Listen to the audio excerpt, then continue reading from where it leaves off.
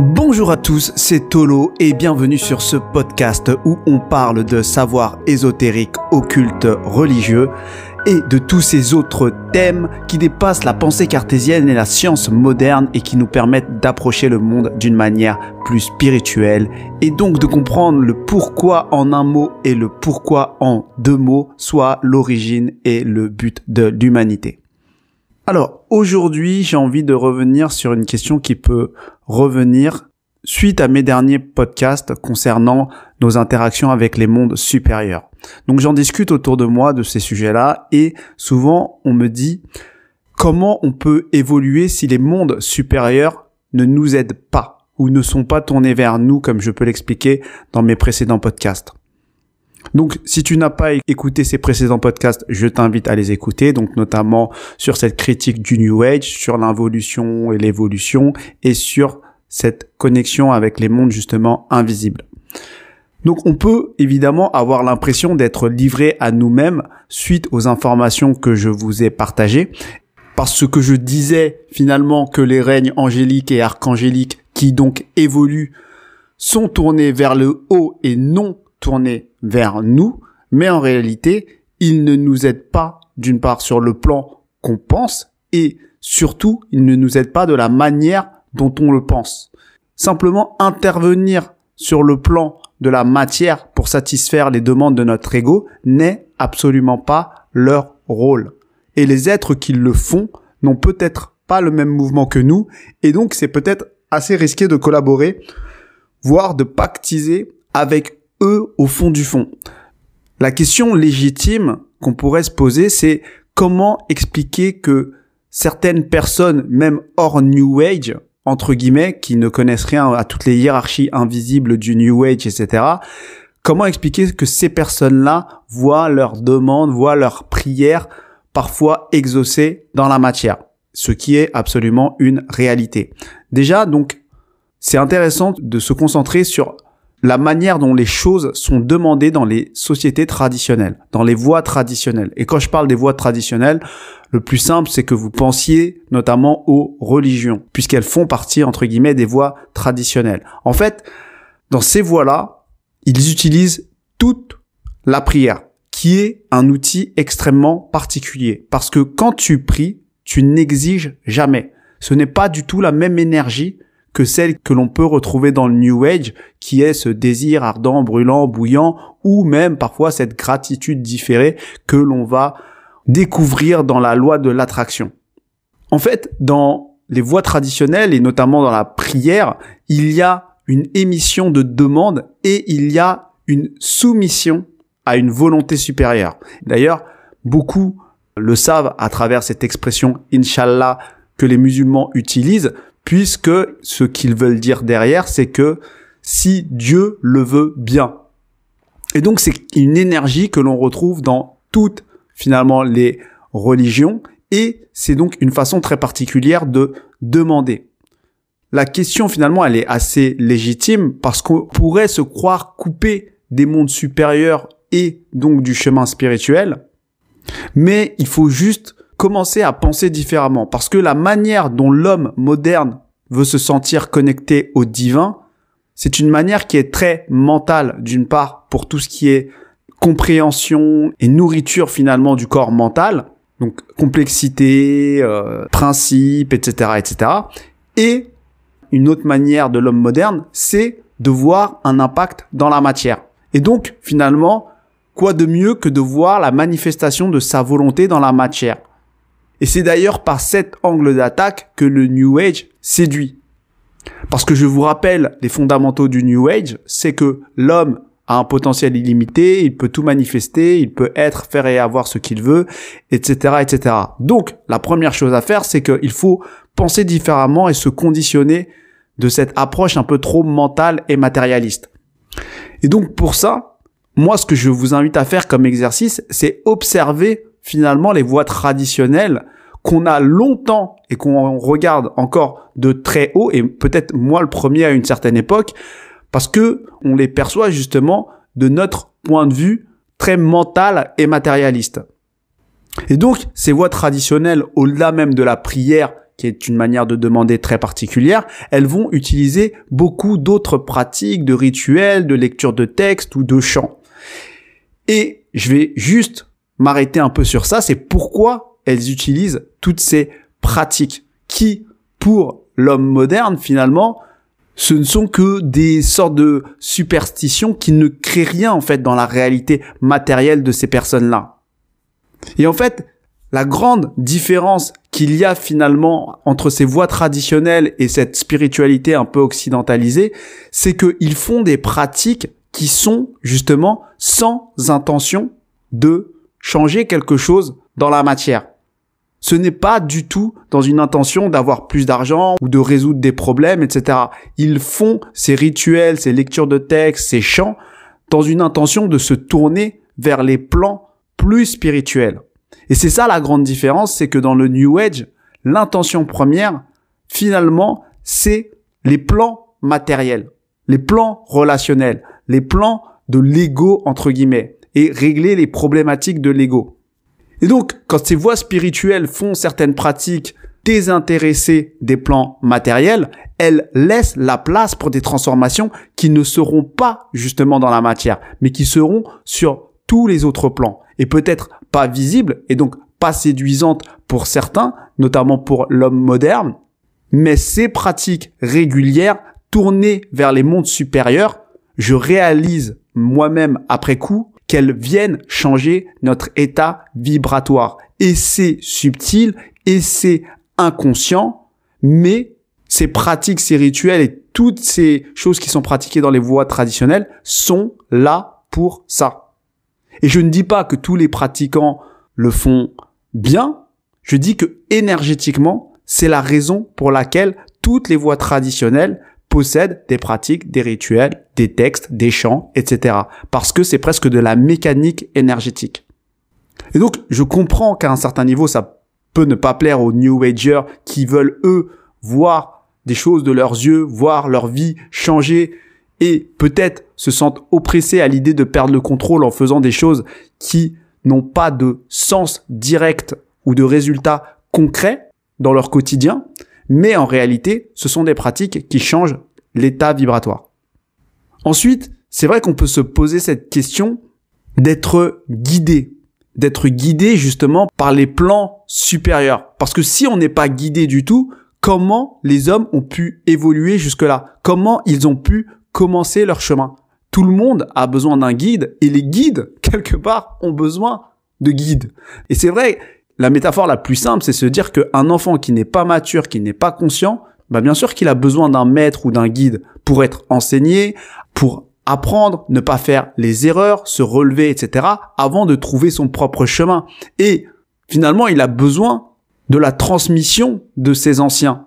Et donc, si nous, les hommes, nous sommes des enfants, nous avons besoin finalement d'un parent qui nous aide à avancer sur ce chemin, qui nous apprenne, qui nous montre la direction. C'est vraiment d'ailleurs la posture de l'apprenant qui est une posture finalement qui est essentielle tout au long de sa vie. Et donc, à cette question-là, effectivement, le New Age propose d'être enseigné justement par des plans invisibles, par des êtres de dimension supérieure, par des hiérarchies, etc., qui peuvent être des anges, des guides, des maîtres ascensionnés, etc. Et par conséquent, on va retrouver dans cette mouvance beaucoup de personnes qui vont être médiums, qui vont être channels, qui vont délivrer des messages à travers leur chaîne YouTube, etc. Et ce mouvement va prétendre que tout le monde peut le faire. Et donc, pour moi, vous l'aurez compris à travers mes podcasts précédents, on est vraiment sur des connexions avec des êtres qui involuent. Donc, tu peux recevoir des messages qui sont très vrais, mais en réalité, de qui tu les reçois et quel est le mouvement de cet être qui veut influer sur la matière. Parce que quand il te parle, il communique avec la matière et il veut influer sur la matière. Et donc, pour moi, cette approche-là, elle est pas juste. Et donc, je comprends vraiment la question qui est légitime. Donc, comment sommes-nous enseignés? Il y a bien des êtres supérieurs qui, à un moment donné, ont reçu des informations de plans lumineux, ne serait-ce que pour avoir des bases. Et la réponse est clairement oui. Mais ce ne sont pas les énergies lumineuses qui sont venues aléatoirement taper à la conscience de certains hommes pour les réveiller et pour qu'ils diffusent leur message. Ce sont des êtres exceptionnels qui sont arrivés à toucher des parties supérieures de leur être et donc de toucher des plans très élevés qui leur permettaient de prendre conscience de dimensions supérieures entre guillemets. Et ensuite, ils ont mis en mots, en savoir, en transmission, en pratique ce qu'ils ont perçu. Mais ce sont des êtres exceptionnels. Ce sont des êtres prédisposés qui sont enseignés, initiés à des voies ésotériques, mystiques et qui ont dompté leur partie inférieure et qui se connectent à des plans depuis leur partie supérieure qui y a accès. On est très, très, très loin de l'ego. On est très, très loin des personnes du quotidien. Et c'est depuis cette partie supérieure que l'ego ne peut même pas appréhender qu'ils ont fait descendre des choses. Mais les mots ne suffisent pas, les textes ne suffisent pas, la compréhension et la verbalisation ne suffisent pas. On est dans des plans beaucoup, beaucoup, beaucoup plus supérieurs. Et ensuite, ce sont des êtres extrêmement rares. Il n'en arrive pas tous les 4 matins. Il y en a peut-être un tous les 1000 ans. Et leur enseignement n'est pas du tout accessible à tout le monde. Toutes les voies traditionnelles découlent de ces êtres exceptionnels. Et ces voies-là sont divisées en une partie ésotérique qui est réservée à un petit groupe d'initiés et une partie exotérique qui, elle, est ouverte à tous. Et ces petits groupes d'initiés, qui sont des êtres, entre guillemets, moins exceptionnels, mais très, très, très au-dessus de la moyenne, vont être le gardien de ces voies ésotériques et vont transmettre les enseignements et les pratiques de génération en génération aux personnes qui seront appelées, qui elles-mêmes vont transmettre aux personnes qui auront envie d'étudier, qui elles-mêmes vont transmettre aux personnes qui voudront prêcher, qui elles-mêmes vont transmettre aux pratiquants. Donc oui, il y a bien des enseignements qui descendent des mondes supérieurs, mais pas du tout de la manière dont le New Age nous le présente. La manière dont descendent ces enseignements se fait de manière sacrée. Il y a quelque chose de vraiment désacralisé dans le New Age, dans la façon dont on accède à des plans de conscience, à des enseignements qu'on transmet de manière banale pour tous et on ne sait pas par quel filtre c'est passé. Et pourquoi finalement la transmission se fait de cette manière? Et là, je vais casser un mythe de nos sociétés entre guillemets modernes. C'est tout simplement parce que il faut qu'on se remette tous à notre place. Nous ne sommes pas tous des êtres exceptionnels. Nous ne sommes pas tous des êtres appelés à faire descendre des enseignements, des pratiques et à ouvrir des voies ésotériques. Et c'est ça qui est très complexe et challengeant pour nous aujourd'hui parce qu'on a été formaté à penser qu'on pouvait être, faire et avoir tout ce qu'on voulait. On pouvait être guérisseur, médium si on voulait, il suffisait de suivre une formation, il suffisait de se laisser guider par une certaine écriture automatique ou une canalisation ou autre. Et je comprends. Et ce qui stimule cette envie, c'est tout ce cadre ambiant de cette société avec l'appât du gain, que ce soit un gain financier ou même que ce soit un gain de sens. Et tu peux ressentir au fond de toi que cette voie qui n'était absolument pas pour toi, finalement, elle peut t'intéresser parce que tu peux y trouver un intérêt matériel et sortir de certaines névroses ou autres. Donc, la manière dont tu vas voir certaines activités qui peuvent devenir ton métier ou ta mission va être biaisée par ce contexte où on te dit que tu peux être, faire et avoir ce que tu veux et que tu dois dépasser ta frustration pour manifester ta volonté. Tu peux être entrepreneur, tu peux être coach, etc. Et à un certain niveau, c'est génial comme philosophie parce que ça permet de sortir de certaines névroses. Mais la vérité, et qui est extrêmement dure à accepter dans ce monde, ça fait partie des socles de notre société et des valeurs que l'on revendique, c'est que tout le monde n'est pas fait pour faire tout. Il y a des voies, il y a des appels, il y a des prédispositions. Certains, dans la spiritualité, d'ailleurs même New Age ou autres, vont parler de famille d'âme. D'autres vont parler de profil psychologique. On voit tous les tests psychologiques qu'il peut y avoir et quand on te met dans une case, c'est une case qui ne peut pas changer du début jusqu'à la fin de ta vie, entre guillemets, mais tu vas évoluer dans cette case, que ce soit des tests psychologiques, MBTI, Enneagramme ou autres. En réalité, c'est difficile à intégrer pour nous, c'est que nous ne sommes pas égaux. Nous n'avons même pas les mêmes prédispositions. Et ça ne veut pas dire qu'on peut pas réaliser plein de choses. On peut réaliser plein de choses dans notre vie. Mais on a tous, chacun, notre note à jouer dans ce monde. Et la note qui est la mienne n'est pas la note qui est la tienne. Elle est ni meilleure, ni moins bien que la tienne. Elle est juste différente. Donc nous ne sommes pas égaux. Ça peut un peu casser certains mythes et ça peut être même une idéologie qui peut nous faire régresser socialement de penser comme ça. Mais imaginez en fait un monde, par exemple, je vais vous demander d'imaginer un monde qui serait organisé en termes de caste. Si le monde était réparti en termes de caste, il y aurait une caste dédiée à toutes les questions de la spiritualité et de cette connexion au divin.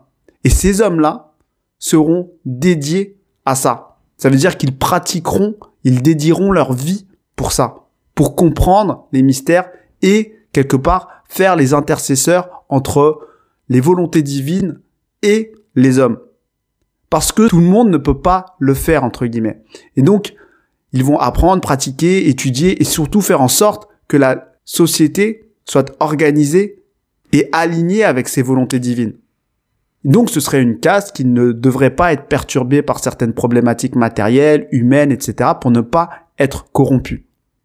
Il pourrait y avoir une autre caste qui serait là pour gouverner, prendre des décisions, élaborer des stratégies, appliquer des décisions, organiser la société.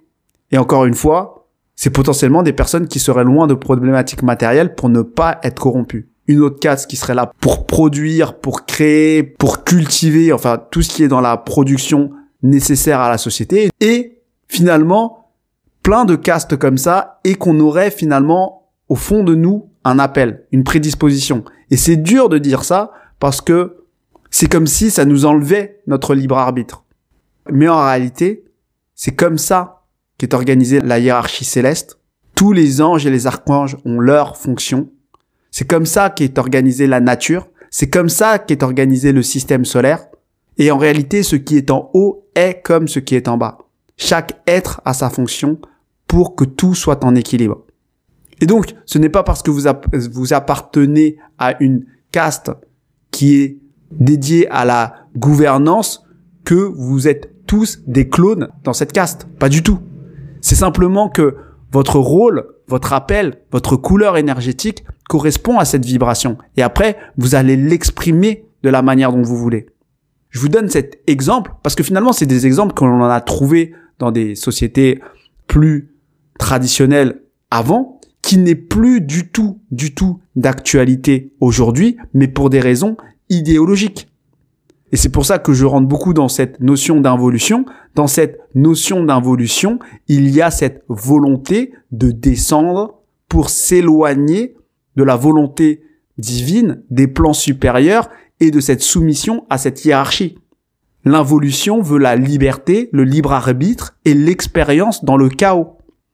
Et donc, tous nos égos ont été formatés et sont stimulés par certaines notions comme la liberté et l'égalité, qui sont des devises maçonniques. Mais dont la conséquence directe de ces deux mots, finalement, c'est le chaos. Parce que elles nous font involuer et nous soumettre à nos instincts les plus bas, donc à notre moi inférieur, à notre ego, à ses désirs et à ses volontés. Et dès qu'on se connecte à des mondes supérieurs, notre libre arbitre est automatiquement attaqué parce que on se connecte finalement à une essence personnelle. Et donc, on a l'impression que notre liberté disparaît. Et donc, pour certains, je comprends que ça peut s'apparenter à une dictature de se retrouver dans des castes, entre guillemets, ou une société qui a régressé. Parce que c'est aussi une sorte de négation de notre libre arbitre. Mais en fait, on peut le voir complètement différemment. On peut le voir tout simplement comme l'acceptation d'une partie supérieure de notre être qui a certaines prédispositions et qui, quand elle s'aligne avec la volonté divine ou supérieure, crée de l'harmonie et nous sort du chaos. Et que finalement, cette organisation que je vous ai décrite de caste ne serait pas quelque chose qui serait imposé, mais quelque chose qui serait naturel si on allait chacun dans sa vérité. Et en fait, les castes ne seraient que le résultat et pas le moyen lorsqu'on soumet la volonté d'en haut à la volonté d'en bas. Et donc, la place de notre ego ici, c'est simplement d'exprimer un moyen personnel et individuel, d'exprimer la volonté de notre âme, qui, elle, a sa couleur, a ses prédispositions, a son rôle à jouer, a sa note à jouer. Mais la manière dont on va l'exprimer, c'est à travers notre ego. Mais il sera soumis à la volonté de l'âme. Donc, notre libre arbitre est toujours là. Mais il n'interviendrait que dans le comment. Et non pas dans l'origine, finalement, de ce que nous faisons. Donc, j'ai parlé de plusieurs points ici, mais tout ça pour dire que oui, nous sommes enseignés. Oui, il y a des personnes qui sont là pour ça. Oui, il y a des voies ésotériques qui gardent certains savoirs et certaines traditions et même certaines pratiques. Mais encore faut-il que nous, en tant qu'êtres humains, puissions reconnaître de quelle partie de l'être vient certains enseignements qu'on reçoit. Est-ce que ça vient d'une énergie extérieure, dans le cas des personnes qui canalisent ou de ces médiums, donc là, clairement, fuyez, ou est-ce que ça vient de leur ego, donc là, clairement, fuyez, ou est-ce que ça vient d'un travail personnel où ils ont elles-mêmes atteint certains niveaux qui leur permettent finalement de se connecter à des plans un peu plus élevés de leur être. Et surtout, intéressons-nous à des voies traditionnelles, hors New Age, qui étaient là depuis bien plus longtemps. Parce que à travers certaines voies et certaines pratiques, on pourra se connecter à des plans supérieurs de notre être et on pourra accéder un peu plus à des informations intuitives avec toute l'humilité qu'on doit garder. Bref, tout ça pour dire que ne vous inquiétez pas, nous sommes enseignés, encore faut-il regarder dans les bonnes directions. Et c'est ça peut-être le danger d'aujourd'hui, c'est que tout le monde se prétend enseignant, même moi d'ailleurs qui vous partage ça. Prenez ce que vous avez à apprendre, essayez de sentir d'où ça vient, de quelle partie de mon être ça vient. Moi-même, au final, qui suis issu d'une tradition chrétienne protestante, je ne suis pas du tout un grand pratiquant du tout.